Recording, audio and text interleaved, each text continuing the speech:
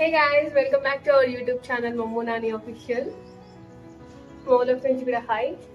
So ఈరోజు నాని మన కోసం ఒక స్పెషల్ రెసిపీ చేయబోతున్నాడు. అదేం రెసిపీ చెప్పు. Mutton curry. సింపుల్ గా మటన్ కర్రీ ఎలా చేసుకోవాలో మనం చూడండి ఫస్ట్.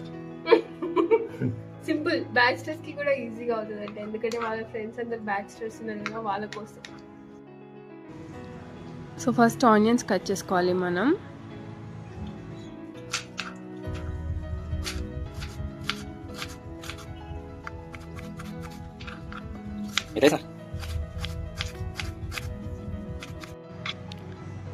సో పచ్చిమిర్చి కూడా కట్ చేసుకోవాలంట. ఏంటో వింత వింత చేస్తాడు నాని. Curry leaves. సో అన్నీ అరేంజ్ చేసుకొని వీడియో క్లిప్ తీశాడు. సో ఫస్ట్ ఒక కుక్కర్ పెట్టుకొని స్టవ్ ఆన్ చేసుకొని దాంట్లో ఆయిల్ పోసుకోవాలి. పెద్ద షెఫ్లా ఫీల్ అయిపోతున్నాడు. తర్వాత ఆనియన్స్ వేసి కలపాలి.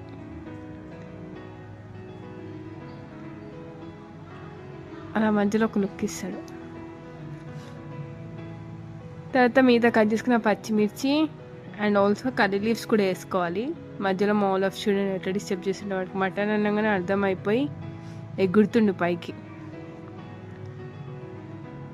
మనం కరెక్ట్ ఫస్ట్ కట్ చేసుకోవద్దు, ఇలా బోన్లు వేసుకున్నాక కట్ చేసుకోవాలి ఆనియన్స్ని.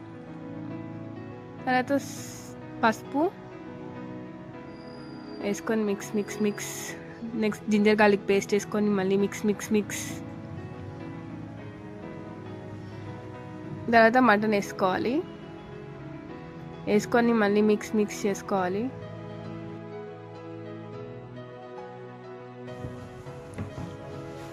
సో అలా కొంచెం వాటర్ పైకి వస్తున్నప్పుడు కారం, సాల్ట్, గరం మసాలా, చికెన్ మసాలా, ఏ మసాలాలు ఉంటే ఆ మసాలాలు వేయకుండా చూసి మసాలాలు వేయాలి.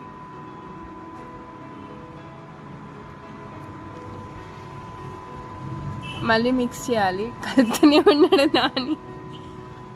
ఇప్పుడు చూసి వాటర్ పోసుకోవాలి. కర్రీకి తగ్గట్టు వాటర్ పోసుకోవాలి, ఎక్కువ ఎక్కువ పోసుకోవద్దు. తర్వాత కుక్కర్ క్యాప్ పెట్టేసి విజిల్స్ కోసం వెయిట్ చేయాలి. ఎన్ని విజిల్స్ రావాలి నాని? 4-5 చాలు. ఎన్ని? 4-5 చాలు. 4-5 చాలా.